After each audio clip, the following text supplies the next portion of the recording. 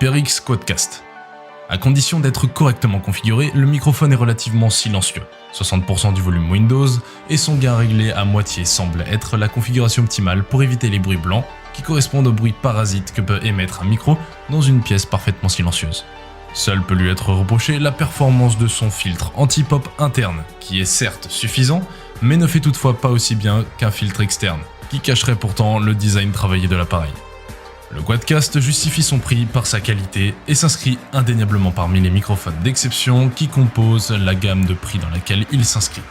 Ce qui est d'autant plus remarquable qu'il s'agit d'un premier essai d'un microphone par HyperX.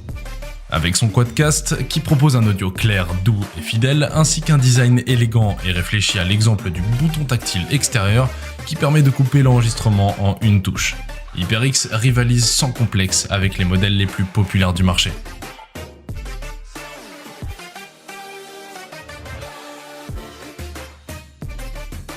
Rode NT USB. Côté son, Rode NT USB est de bonne qualité. En effet, le microphone dispose de grandes membranes et est unidirectionnel. Cela favorise un bon enregistrement. Il est idéal pour l'enregistrement des voix, des instruments, pour faire des vidéos sur YouTube ou encore pour des podcasts. Ce micro USB a un bruit de souffle très bas. Pour ce qui est du design, il n'est pas si différent des autres types de microphones. Il est fait en métal noir à l'exception du pied qui est en plastique. Mais attention, il est solide. Les avantages de Rode NT USB sont nombreux. Le microphone est très performant, facile à utiliser et a un design plutôt soigné. Aussi, une prise de sortie jack et le bouton de mixage sont disponibles. Pour finir, ses matériaux de fabrication le rendent solide et résistant à l'usage. Son inconvénient majeur reste toutefois son pied. Il est petit et manque parfois de stabilité. Sur le net, les avis des utilisateurs sont loin d'être décevants. Ils aiment notamment son poids, sa connectivité, son prix et sa qualité d'enregistrement. En conclusion, ce microphone USB de Rode est un très bon équipement. Son seul péché est de ne pas disposer d'un pied assez gros.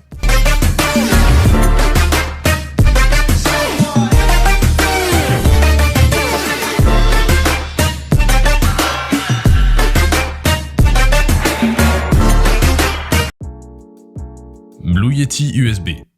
Parmi les produits qui donnent l'impression d'en avoir pour son argent, le Yeti se place en bonne position. La boîte est jolie, les illustrations des livrets sont claires, sympathiques et le microphone en jette d'autant plus qu'il pèse son poids. S'il est un peu imposant, le Yeti compense cet état de fait en devenant le hub audio de l'utilisateur. Le Yeti dispose de 4 positions différentes, stéréo, cardioïde, omnidirectionnel et bidirectionnel. Les microphones sont généralement spécialisés.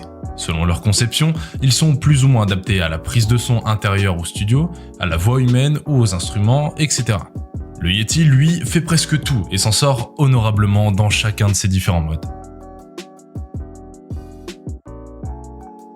Samson G-Track Pro. Entre les enceintes, les micros, les casques ou encore les tables de mixage, on peut dire que Samson est une marque touche-à-tout dans le domaine de l'audio. Le fabricant américain vient de présenter son tout nouveau microphone USB, le G-Track Pro. Successeur du G-Track, le petit dernier se démarque notamment par sa connectique polyvalente et ses nombreuses possibilités de contrôle. Le but du G-Track Pro de Samson est de proposer une solution d'enregistrement la plus polyvalente et la plus complète possible, que ce soit pour un podcast, une vidéo YouTube, un stream, un enregistrement musical vocal ou instrumental. Il se connecte en USB plug and play sur ordinateur et peut fonctionner jusqu'en 96 kHz par 24 bits. Ce micro statique embarque une double capsule de 1 pouce avec diaphragme de 25 mm de largeur, protégé par une grille et un châssis en zinc. Un socle est fourni pour le poser aisément sur un bureau.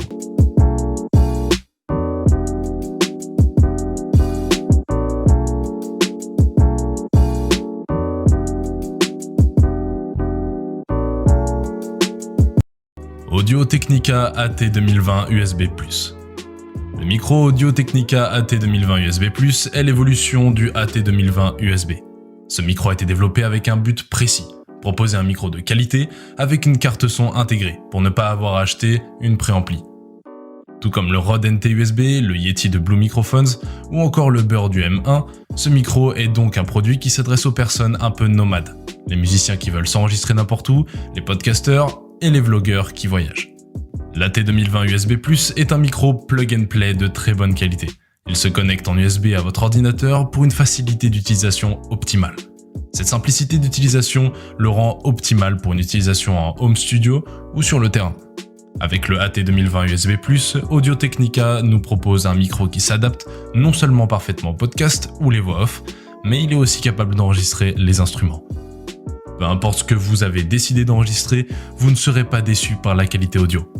Quant au prix, il reste très raisonnable.